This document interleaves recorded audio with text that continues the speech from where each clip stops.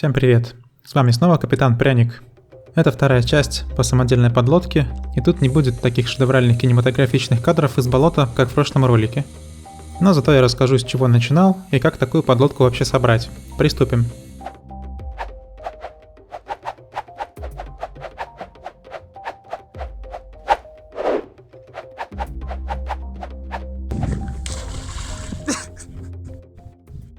Ставьте лайк, подписывайтесь на канал, увидимся в следующем ролике.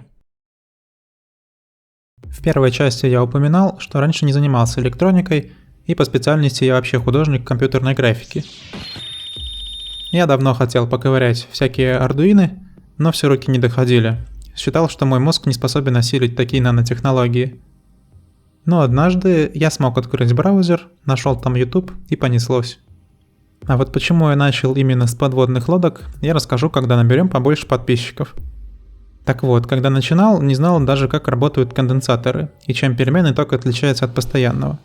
Первое, что я сделал, это крутилку, управляющую движениями сервопривода, но этого я даже не стал записывать. А вот далее мне уже пришел небольшой экранчик от Nokia, и я сделал первую систему управления двумя движками и вывод информации на дисплей.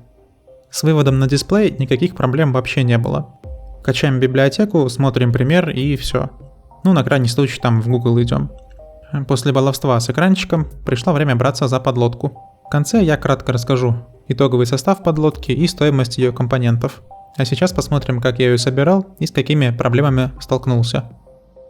Мне тогда казалось, что самым сложным является модуль изменения плавучести. Именно с него я и начал. Изначально система была с мелким сервоприводом, который я модифицировал под вращение на 360 градусов. Ну, по сути, просто использовал сервопривод как редуктор. Но он все равно не влезал в шприц. Все тянуло, проскальзывало, отлетала шестеренка постоянно и так далее. Пришлось весь модуль переработать, но в этот раз я остался им доволен. Можно было сделать, конечно, менее громоздко, но зато вышло надежно и с запасом по мощности, которая очень была необходима. Поршень у нас приклеивается к стенкам шприца, как только останавливается. И для начала движения к нему нужно приложить значительные усилия. Пробовали исправить ситуацию как машинными, так и силиконовыми маслами. Ситуация только усугублялась, а резинка поршня приклеивалась еще сильнее. В общем, модуль изменения плавучести был оставлен в таком исполнении. Идем дальше. Прожекторы. Обычные 12-вольтовые LED. Продавец уверял, что они именно подводные, но не тут-то было. Как думаете, где они протекали? Между металлом и линзой. Нам просто чертовски повезло, что мы их не установили прямо внутрь корпуса, а оставили снаружи. В целом они годные, угол света приятный, рассеивание тоже хорошее, да и тока потребляют немного. Обязательно затестим их ночью. Перейдем к моторам. Первая версия была, так сказать, с сухим валом. Вал шел напрямую из корпуса через специальную втулку, забитую литолом. Эта втулка, вал и набор винтов, к сожалению, оказались непригодными. Опыта у меня еще не было на тот момент, поэтому только после тестов стало понятно, что такой вал не годится. Он предназначен для обычных лодок, а не для подводных, где имеется большое давление. Собственно, как раз из-за давления втулка пропускала и воздух, и воду, чего допускать было нельзя. В общем, в итоге за день до поездки на карьер, в котором мы тестировали нашу подводную лодку, пришлось переделывать всю двигательную систему. Тут, конечно, очень повезло, потому что у меня валялись два подводных мотора, которые я планировал посадить на более крупную версию подлодки. В принципе, эти моторы меня полностью устроили. Правда, из-за срочной переделки пришлось ограничить им максимальную мощность, так как не было под рукой более мощного драйвера, а имеющийся на борту мог пропускать не больше 2 ампер через себя. Вот мы потихоньку и добрались до внутренностей. Сначала покажу самое важное место подлодки. Это торец носа.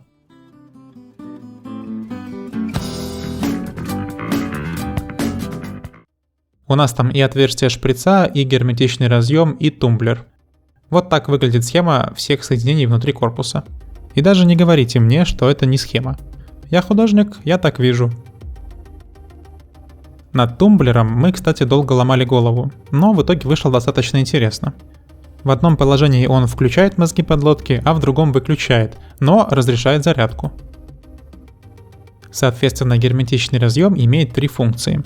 Это подключение антенны, подключение кабеля для обновления прошивки, ну и подключение кабеля для зарядки. Драйвер двигателя по сути роли не играет. Можно подобрать любой по мощности и желательно на 2 канала. Аккумуляторы у нас на 2 ячейки. Только вместо стандартных банок 18650 пришлось покупать дорогие литий-полимерные аккумы не из Китая. Из Китая просто забыл заказать. Набрал всего, что только можно, а про аккумы даже не подумал. В будущем перейдем вот на эти железофосфатные. Так, добрались до мозгов. Рулит всем Arduino Pro Mini. Перед Arduino понижающий стабилизатор до 5 вольт. А от самой Arduino расходится пауканская сеть. Вообще к мозгам мы прицепили много коннекторов, чтобы оперативно соединять все провода. Один из коннекторов ведет на лазерный дальномер, который установлен на поршне шприца. Он дает нам понимание того, в каком положении находится поршень. Как я уже говорил, сервопривод для поршня у нас очень мощный, и можно случайно, высунув поршень из корпуса, затопить всю подлодку. Также сзади на плате поместился делитель напряжения. Он нужен, чтобы из максимального заряда батареи получать 1,1 вольт. Этот 1,1 вольт дальше подается на Arduino в специальный пин. Пин будет служить нам вольтметром для батареи. Через него будет понятно, когда аккумулятор сел или когда полностью заряжен. Подробнее о делителе напряжения можно почитать в интернете. Там абсолютно ничего сложного, нужно просто подобрать номиналы резисторов. Также я приделал USB выход на антенну. На тот момент у меня не было в наличии никаких разъемов, и пришлось раздербанить какое-то устройство, чтобы достать USB порт. Уже не помню, что это было. У USB 4 пина. 2 пина у нас логические для передачи данных между Arduino и антенной, а другие 2 пина это питание, соответственно плюс и минус. Но тут есть интересный момент. Идеальный кабель для антенны, который мы нашли, имеет 3 пина. А точнее всего 2 пина плюс проводящее экранирование. А для работы антенны, как я уже сказал, нужно минимум 4 пина.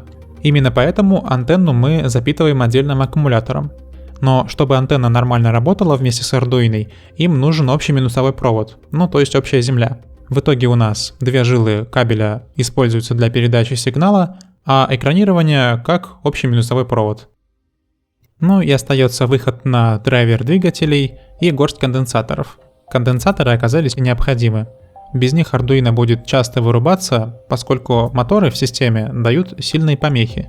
Стоят они недорого, поэтому можно пойти в ближайший магазин радиодеталей и набрать их на свой вкус и цвет. Так, закончим обзор компонентов нашей антенной.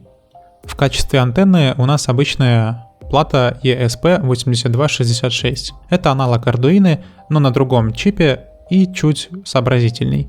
Но самое главное, она умеет работать с Wi-Fi и имеет встроенную антенну, у которой хватает примерно на 20 метров, без особых помех.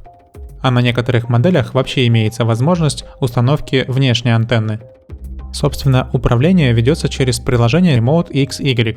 Прямо на сайте делаете интерфейс, указываете плату ESP8266, а далее уже в самой прошивке просто назначаете любые действия на только что созданный интерфейс.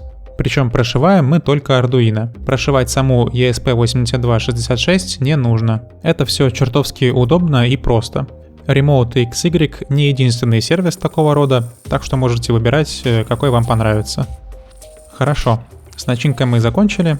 Теперь поговорим о корпусе, о сборке и о проблемах.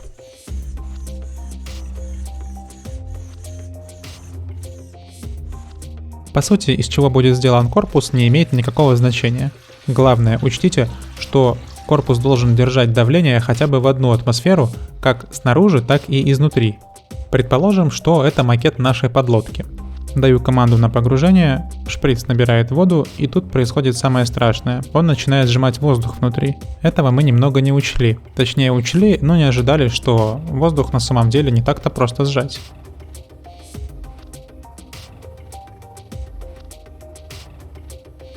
В итоге корпус наш просто разобрался на 2 части, и подлодка пошла ко дну.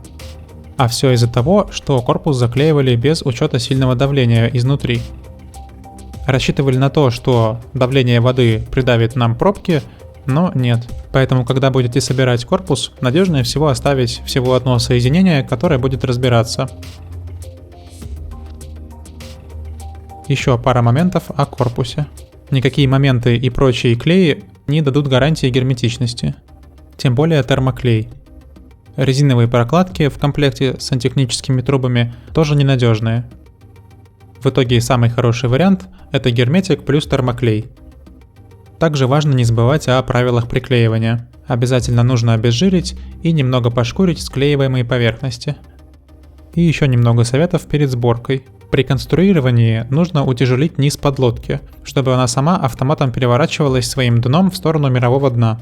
На реальных подводных лодках это можно регулировать, но нам это не важно. Достаточно всего лишь утяжелить низ. А вот с дифферентом уже немного сложнее. Он также правится грузиком где-то снизу подлодки. Это может быть утяжеленный киль или, как у нас, мешонка с гайками. Мы привязали ее на хомут, который удобно перемещать вдоль лодки. Ну вот, пожалуй, и все. Прошивку я оставлю в описании, она вся прокомментирована, там разобраться сможет любой. Если будут вопросы о прошивке, то задавайте их в комментариях. Теперь посмотрим еще раз на список всех компонентов. Если брать недорогие аккумуляторы, то себестоимость не такая уж и большая. Для радиоуправляемой подводной лодки это совсем немного. И конечно же у всех возник вопрос, зачем эта ерунда без камеры вообще? Мол, без камеры это кирпич на веревочке.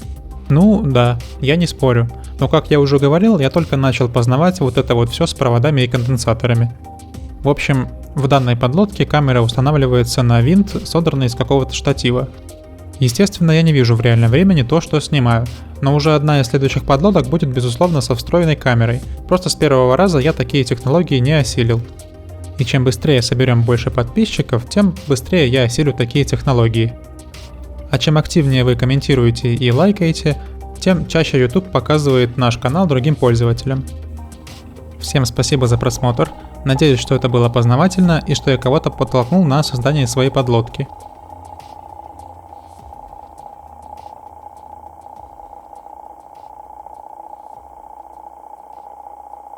Надо еще первая машинка какую-то или кнопку подводную.